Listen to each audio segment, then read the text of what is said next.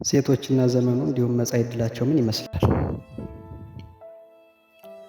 በአሁኑ ወቅት በመላው ዓለም ጎልቶ የሚታየው የዲያብሎስ ዋናው የሥራ መገለጫ ምንዝርና ነው። በአሁኑ ዘመን የምናየው ምንዝርና ፍጹም ልቅ የሆነና በምድራችን በየትኛውም ትውልድ ያልታየና ወደፊትም ፈጽሞ ይታያል ተብሎ የማይታሰብ ነው። በዚህ የምንዝርና ተግባር እጅግ በከፋ መልኩ ተዘፍቀውና ወድቀውበት የሚገኙት ሴቶች ናቸው። በመላው ዓለም ያለው ሙገሳ፣ ውደሳ፣ ድርሰት፣ ጽሑፍ፣ ፊልም፣ ዘፈን፣ ሆቴል፣ ድርጅት፣ የውሃ ዳርቻ፣ የብስ፣ ባህር ሁሉም ተደግሶ አልቆ የእግዚአብሔር ቤት ሳይቀር በምድር ላይ አንድም ክፍት ቦታ ሳይተው ሁሉም ምንዝርና ማስፋፊያ፣ ማደራጃ፣ ማስፈጸሚያ ወደሚከፋ ደረጃ ማሸጋገሪያ ሆኗል። ይህ ሁሉ ፀሐይ የሞቀው እውነት ነው። በዚህ ምግባር ሴቶች ዋነኛውን ስፍራ ይዘዋል።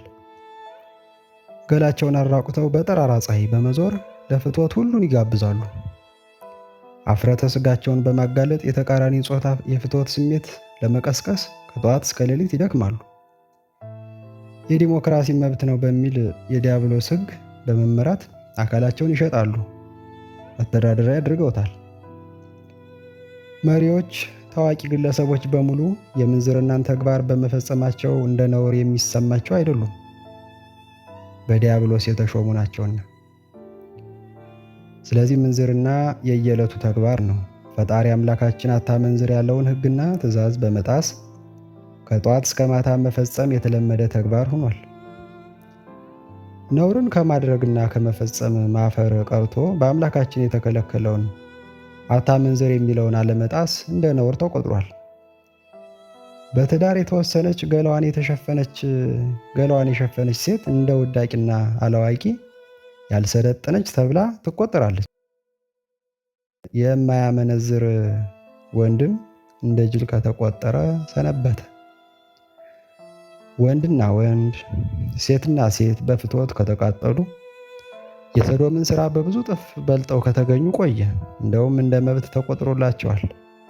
ይጋባሉም። ቤተ ክርስቲያን እመራለሁ፣ አስተዳድራለሁ፣ አስተምራለሁ፣ ምዕመናንን ወደ እውነት እመልሳለሁ የሚል ቄስ ጳጳስ ራሱ ግብረ ሰዶማዊ ሆኖ ተገኘ። እንደ ትክክልም ተግባር በመቁጠር በአደባባይ ተከራከረበት። በአገሬ በኢትዮጵያ እጅግ የከፋ የምንዝርና ተግባር ለመፈጸም ፈጻሚውም ተመልካቹም ሁሉም የሚያየው ያልተሸፈነ የተፈቀደ ተግባር ሆኗል። የእኛ መንግስት ስለ ሰዶማውያን ሲጠየቅ የሰጠው መልስ ሕገ መንግስታዊ መብታቸው ነው፣ አንከለክልም የሚል ነበረ። መልሶ ራሱን ከድርጊቱ አድናቂነት ለመሸፈን ቤተ ክርስቲያን ታስቁም እንጂ እኔን አያገባኝም ብሎ በተዘዋዋሪ ሳይሆን በግልጽ ይኸው ተግባር እንዲስፋፋ አድርጓል። ሴቶች የተከለከለውን በወንድ ልብስ ማጌጥ መብታችን ነው በሚል የሰይጣን ብሂል በመነዳት ማንም ሊከለክልን አይችልም ብለው በድርጊቱ ከተጠመዱ እጅግ ቆዩ። ከወንዱም በፍጹም የማይለዩ ሆነዋል። ከሱሪውም አልፈው መላገላቸውን በማሳየት ከጧት እስከ ማታ ዝናብና ፀሐይን ሳይመርጡ ሲዞሩ ይስተዋላሉ። ኦሪት ዘዳግም ምዕራፍ 22 ቁጥር 5ን ተመልከቱት። ምንዝርና ነውር መሆኑ ቀርቶ አለማመንዘር ነውር ሆነ። አንድም ሴት ከነ ክብሯ መቆየትም ከናቀች ቆየች። ክብሯን የትም መጣል መሰልጠን ሆነ። በምንም መለኪያ በምንም መንገድ ለዚያ መንዛሪና አንጓጣጭ ትውልድ መራራት እጅግ ይከብዳል። ርኩሰታችሁ ዓለምን አጥለቅልቆታል። በመሆኑም ከአባታችሁ ዲያብሎስ ጋር ትጠረጋላችሁ። መልካሙንና ጽድቅን ብትሰራ ለአንተ እንጂ ለፈጣሪ ምን ይጠቅመዋል? ምንስ ይጨምርለታል? ክፉ ብትሰራ የምትጎዳው ራስን እንጂ ከፈጣሪ ክብር ምንስ የምትቀንሰዋለህ? ስለዚህ ቁጥርህ በረከተ አልበረከተ ምንም ትርጉም የለውም። እንደ ኖህ ዘመን ትጠረጋለህ። አስታውስ፣ ዕጣህ እንደ ሰዶማውያን ይሆናል። በኢትዮጵያ ምድር ከእናንተ የበለጠ የቅጣት በትር የሚያርፍበት የለም፣ መሸሸጊያም የለም። ምን ነው ባልተፈጠርኩ የምትልበት ሰዓት መጥቷል። አጥፊያችሁ በየደጃችሁ ቆሟል። ፈጣሪም ምድርም ጠፍታችኋለች። በምንዝርና በውሸት በጭካኔ በሌብነት በነፍሰ ገዳይነት የተበከልክ ሥራም ያደረግክ ወንድም ሆንክ ሴት በፈጣሪ እሳት ትበጠራለህ። ማንም የሚያመልጥ የለም። መልካሙን ዘመን የሚያዩት በፈጣሪያቸው ሕግ የተመሩ የኖሩ ሲወቀሱ ፈጥነው ንስሐ የገቡ ብቻ ናቸው። ከጥፋት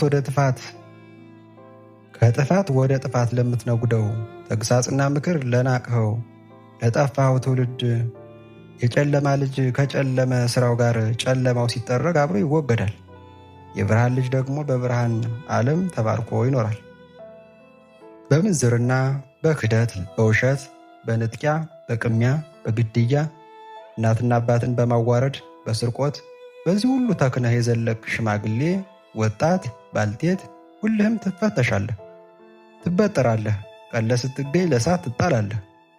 የሚያመልጠው ደግሞ አንተ የናቅኸው ውዳቂ ያደረግከው አንተ ከምትሠራው ወንጀል የራቀና ከልቡ ንስሐ የገባ ይሆናል። በምንም ዘዴ የማታመልጠውን የብርሃን ፍርድ ትቀበላለህ። ሁሉም በደጅ ነው፣ ጊዜውም ተፈጽሟል። መጽሐፈ ምሳሌ ምዕራፍ 6 ቁጥር 26-35፣ ወደ ሮሜ ሰዎች ምዕራፍ 1፣ ትንቢተ ሕዝቅኤል ምዕራፍ 16 ከቁጥር 31-34፣ መጽሐፈ ምሳሌ ምዕራፍ 7 አንብብ። ኢትዮጵያ የዓለም ብርሃን መልእክት 2 ተጻፈ ግንቦት 27 2000 ዓ.ም